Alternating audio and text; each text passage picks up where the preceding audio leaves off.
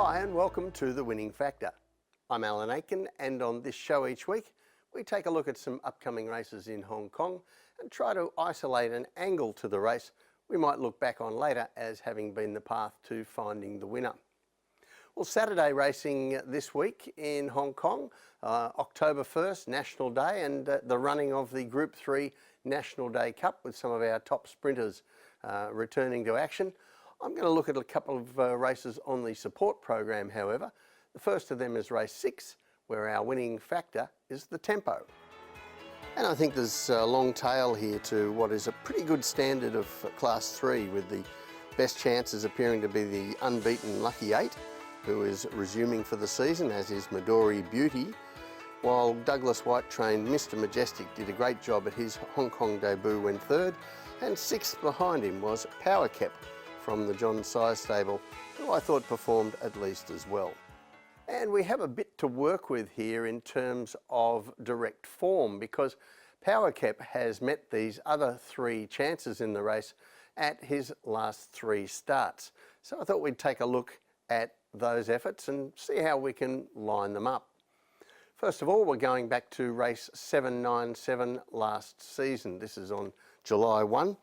And the 2 we're watching here are Power Cap in blue with yellow hoop sleeves, who goes back to last, while Midori Beauty is in green and yellow colours, and he goes forward and takes part in a cutthroat leading duel on what was a deteriorating wet track where a lot of people were keen to lead.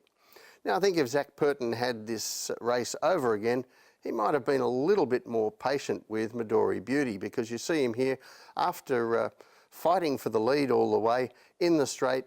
He shoots away. He does look to have the race in his keeping, but all that early effort told. And Power Cap, to his credit, produces a monster finish to overhaul the leader near the line. Now, the next time we saw Power Cap, it was a completely different style of race. This is race 834 last season, and the favourite in this race was Lucky 8, arrival on Saturday. He's in orange colours here, he's in gate 10, but it's a very sharp bit of riding here from his jockey Karis Teeton, as he seizes the lead very early in a race with no pace at all, and he's able to choke off the pressure completely.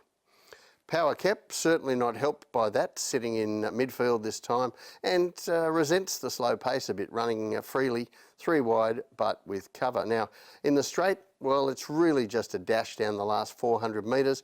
It only suits the front 2 horses, but Power Cap, despite having top weight, produces a better 400 metre sprint than either of them, just failing to make it a win. Now, often commentators like to attribute that sort of fighting to win to some superior characteristic of the horse, but I want to tell you, I think more often than not, it's down to the sectional times, and the sectional times, they're very much against Power Cap and in favour of the winner. So I thought the runner-up was the one with all the merit. Well, those 2 starts were last season. He's already had a run this season, so we'll take a look at Power Cap and also Mr Majestic making his debut for the Douglas White Yard. This is on opening day this season. It's race 7, and Mr Majestic, he's in gate 1, red and purple colours, and bounces out straight into the box seat, while Power Cap in gate 11 also jumps well for Alexi Bedell, but when a few horses push up under him, he has no option but to steady back. Now, that's not ideal the way this race was run, as you see on the heat map. A slow pace early, then getting faster as the race went on. That's a really difficult race shape for a finisher to overcome. Power Cap also a little bit keen again in the soft early pace, but I love the way that he applied himself down the straight to make ground in what was the fastest run part of the race, that final 400 metre sprint. Now, when we take a look at how Saturday's race sets up, I think once again we'll have a different scenario. This time we have the speedy Sparkling Knight. He's been a 1,000 metre specialist up to this point, and I think he'll have the pace to lead them. But the pace might be average or even a little bit better, with a number of runners across the draw looking to get forward. All in all, I think there'll be speed on, and this time Power Cap, from a good draw, should get a race shape that assists him finishing off from midfield, while Midori Beauty and Lucky 8 have to deal with their wide gates. Mr Majestic, well, he should land in a good spot again, so maybe he's the danger. But for me, the tip in race 6 is Power Kep. His winning factor is the tempo. As we've seen in those 3 replays, he's been hitting the line very strongly against these same horses in all kinds of race setups. It hasn't really put him off when the pace has been against him. He's still run on strongly, and on Saturday, I think he's going to get a bit of help from the tempo. The other race I want to take a look at on Saturday is race 8, and our winning factor here, the last start winner. Now, this is also a Class 3, but a race where I think the winning chances look quite limited. I think there'll be fans of Rev Parisian having his first run for Pierre. Saquin, who did look a little bit progressive last season, also has a chance, but most punters I think are going to be looking at Zach Purton's mount, Oriental Smoke, as the most likely winner. And no wonder when we look at how this horse has returned this season. We're going to have a look at a replay, and don't adjust your set, because yes, you have just seen this replay. This is race 7, the race we just saw with Power Kep. So this time we're looking at race 7 for the horse in gate 6, yellow and black colours, and we see Oriental Smoke quickly away from the gates, and for backers at the short odds on this occasion, it was an easy watch. He's quickly 1 out, 1 back. He's still there rounding the turn into the home straight, striding out in comfort, and Purton gets to pick his moment when he has to ask the horse for his best, and when he does let down, Oriental Smoke quickens well, wears down the leaders, and then comes away in a very strong final sectional and putting up a pretty good margin by the time they get to the line. So he looks the obvious winner of the race when we look at that, and there's certainly nothing in the map to discourage you from that view.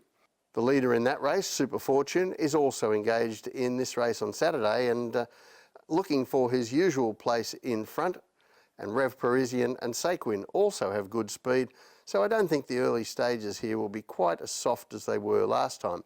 However, Oriental Smoke has the draw to drop straight in behind the leaders and get an easy trip once again, whatever happens with the pace.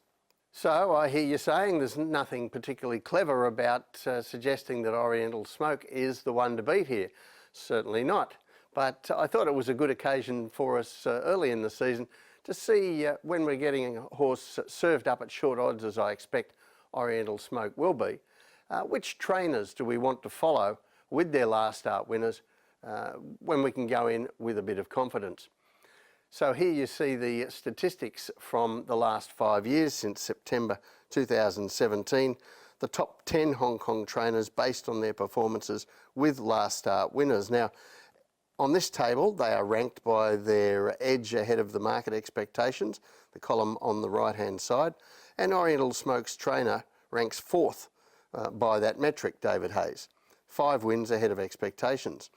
But there's also a column there that has the strike rates, and Hayes has the highest winning strike rate of any yard with last start winners at more than 29% and well above the across-the-board average, which is around about 17%. So the tip in race 8, Oriental Smoke, his winning factor, the last start winner.